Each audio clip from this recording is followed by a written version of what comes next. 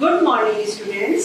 आज हम पढ़ेंगे मेटल्स और नॉन मेटल्स की केमिकल प्रॉपर्टीज के बारे में और uses of metals and non metals. तो पहले लेते हैं मेटल्स की केमिकल प्रॉपर्टीज। तो मेटल्स की केमिकल प्रॉपर्टीज में सबसे पहले लेते हैं हम ऑक्सीडेशन, है ना। कौन सी है? ऑक्सीडेशन रिएक्शन, यानी कि ऑक्सीकरण अभिक्रिया। ठीक है, ऑक्सीकरण में क्या होता है कि मेटल्स जो होते हैं वो ऑक्सीजन से क्रिया करते हैं ना। तो जैसे आजकल एक हम लोहे, सबसे अच्छा उदाहरण हम लोहे का ले सकते हैं कि हमारे पास में ये लोहा है, मेरे पास में ये आयरन रॉड है छोटी सी। तो इस आयरन रॉड पे क्या लगा हुआ है? रस्ट लगा हुआ है ना। और इस तरह से एक मेरे पास में ये कैंची है जिस पर ये भी आयरन की बनी हुई है। आगे का क्वेश्चन इसका देखो, तो इस पर भी क्या लगा है? ये रस्ट लगा हुआ है ना, जो कि मेरे हाथों पर भी ये निकल के दिख रहा है आराम से। तो ये क्या लगा है? रस्ट लगा हुआ है। ये ब्राउन कलर का जो ये रस्ट है इसे कहते हैं फेरस ऑक्साइड। क्या कहते हैं हम इसे? Ferrous oxide. अब इस क्रिया को जो ये नमी में होती है, ऑक्सीजन के साथ क्रिया करके होती है मेटल्स की, आयरन की, इसको हम किस तरह से एक इक्वेशन के रूप में, एक समीकरण के रूप में लिखते हैं। तो देखिए इस तरह से, जैसे हमने लिखा है आयरन Fe, ऑक्सीजन O2 और वाटर H2O। इनको ये जब मिलकर के क्या बना रहा है? हमारा फेरस ऑक्साइड, ब्राउन कलर का फेरस ऑक्साइड बना रहा है। तो कैसे पढ़ेंगे हम इसको? Fe plus O2 plus H2O equal to Fe2O3H2। तो ये जो समीकरण है ये यहाँ पर क्या है? बैलेंस नहीं है। बैलेंस का मतलब होता है कि बाईं तरफ के परमाणुओं की संख्या, तत्वों के परमाणुओं की संख्या और दाहिनी तरफ के परमाणु की संख्या भी क्या होनी चाहिए? बराबर होनी चाहिए। यहाँ पर हम देखते हैं कि Fe का एक परमाणु है और यहाँ पर Fe के दो परमाणु हैं, और ऑक्सीजन के दो परमाणु ये हैं और एक ये, तीन परमाणु हो गए हमारे बाईं तरफ, और दाहिनी तरफ तीन और एक, चार परमाणु हो गए। तो ये समीकरण क्या है? हमारी बैलेंस नहीं है। इसी तरह से H2 तो ठीक है, यहाँ भी दो है और यहाँ पर भी दो है।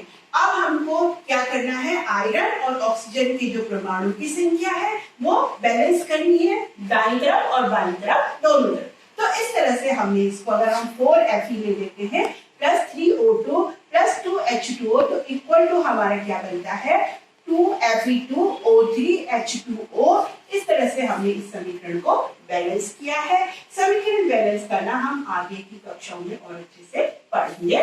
और इसके बाद में आता है हमारे पास में रिडक्शन रिएक्शन, है ना। दूसरी जो रिएक्शन है मेटल्स की वो आती है रिडक्शन रिएक्शन, यानी कि अपचयन क्रिया, है ना। तो अपचयन क्रिया में क्या होता है कि जब धातुएं जो है, मेटल्स जो है, वो एसिड से क्रिया करती हैं तो वो हाइड्रोजन गैस निकालती है या हाइड्रोजन गैस बनती है। हम रिडक्शन रिएक्शन को, जैसे जिंक की एसिड से क्रिया और एल्युमिनियम की एसिड से क्रिया को अगर हम प्रैक्टिकल रूप में करते हैं तो देखिए किस प्रकार से करते हैं। मेरे पास में ये हाइड्रोक्लोरिक एसिड है, ठीक है, और जिंक के रूप में मैंने क्या लिया है? ये जस्ते के टुकड़े लिए हैं, छोटे छोटे टुकड़े हैं ये जिंक के। तो ये कहाँ से लिए हैं? ये सेल तोड़ा है ना, जो ये सेल है ये सेल तोड़ा है इस तरह से, ठीक है, और इसके अंदर से ये जो अंदर का खोल है ये निकाला है। अब मैं इसको क्या कर रही हूँ? इस टेस्ट ट्यूब में, ये मेरे पास टेस्ट ट्यूब है और टेस्ट ट्यूब में मैं इन टुकड़ों को डाल रही हूँ, ठीक है। उसके बाद में इसमें क्या मिलाएंगे हम? ये डाइल्यूट HCl को मिलाते हैं,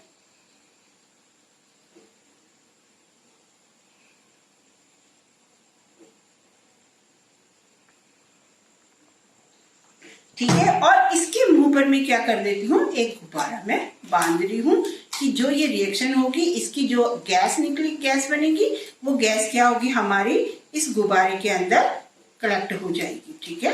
ये गुब्बारा मैंने इसके मुंह पे लगा दिया और एक रबर बैंड भी मैं इस पे लगा रही हूँ क्योंकि गुब्बारा थोड़ा क्या है? लूज है ना। तो इस तरह से ये हमने, देखो, और ये बबल्स निकल रहे हैं इसमें से, दिख रहे हैं बबल्स निकलते हुए, है ना। अब क्या करती हूँ मैं इसको ये हिलाने पर देखो और भी बबल्स निकल रहे हैं। अगर हमें इसकी रिएक्शन बढ़ानी है तो हम क्या करेंगे, इसको गर्म करते हैं ना। ये देखो ये बबल जो है निकल रहे हैं और ये हाइड्रोजन गैस के बबल हैं। तो ये जो है पर्सनली जो है टेस्ट ट्यूब गर्म भी हो गई है।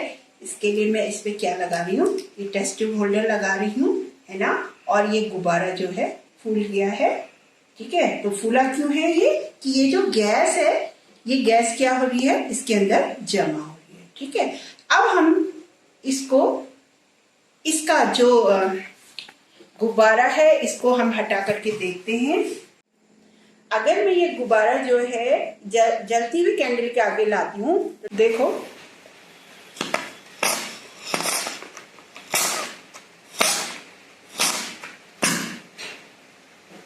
तो ये पॉप की ध्वनि इसमें सुनाई दे रही है ना।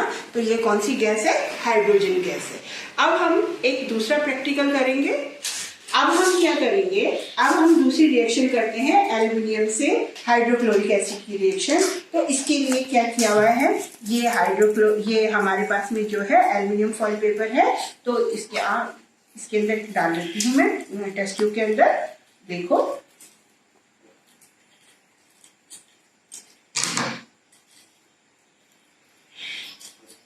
है ना। और अब इसके ऊपर मैं क्या डाल रही हूँ, HCl डालती हूँ।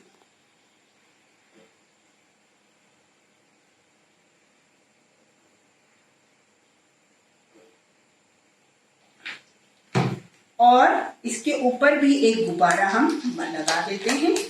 देखते हैं कि जस्ते से ये जस्ते के जैसे ही क्या इसमें भी हमारा गुब्बारा फूलता है HCl के साथ, ठीक है।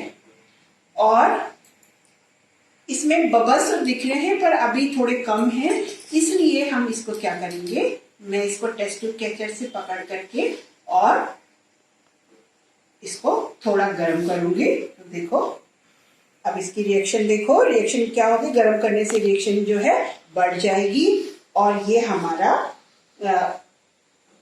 बबल्स जो है वो किसके निकलेंगे, हाइड्रोजन की, है ना। देखो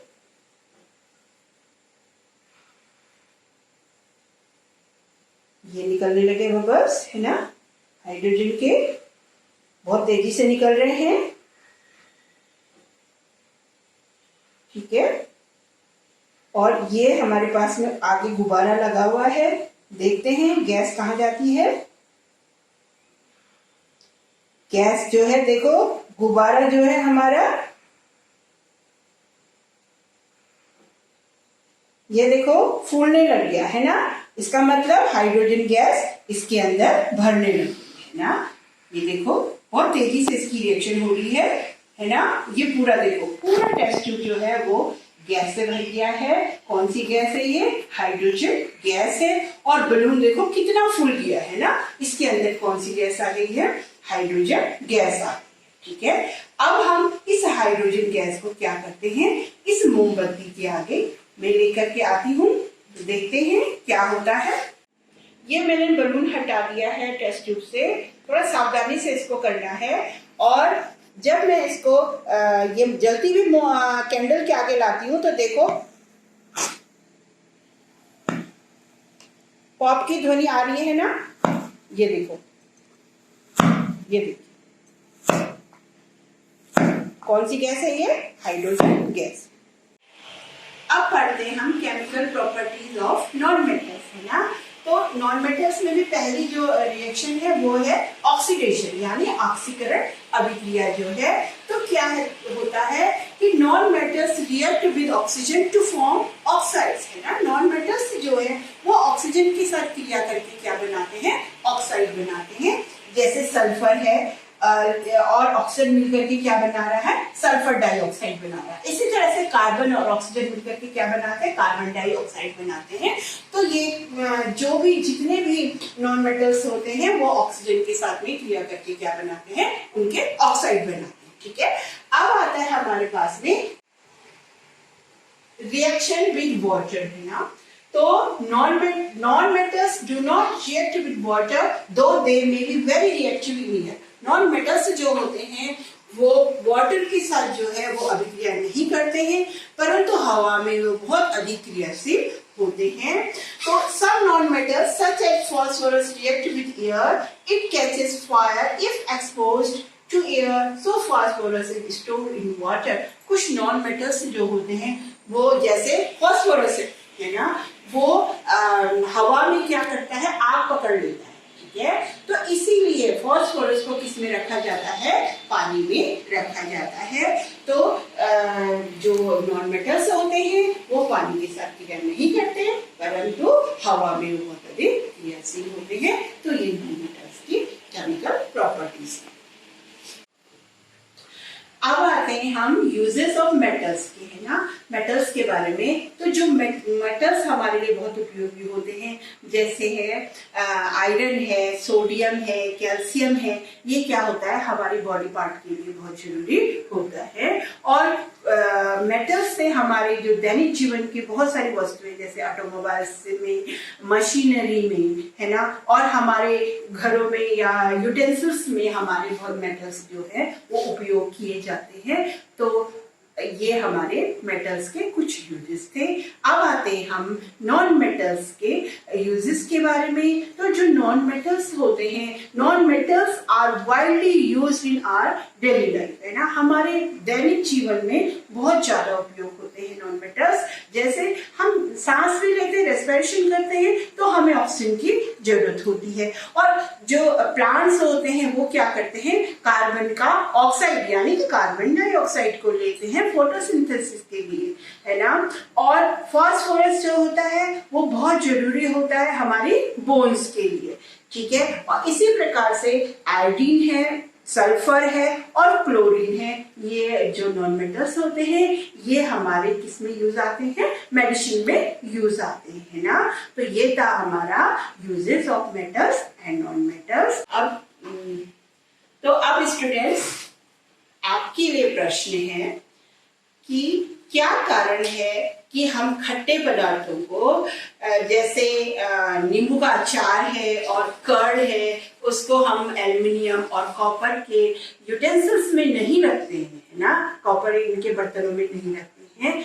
और दूसरा प्रश्न है कि हमारे शरीर में कौन कौन से मेटल्स और नॉन मेटल्स पाए जाते हैं।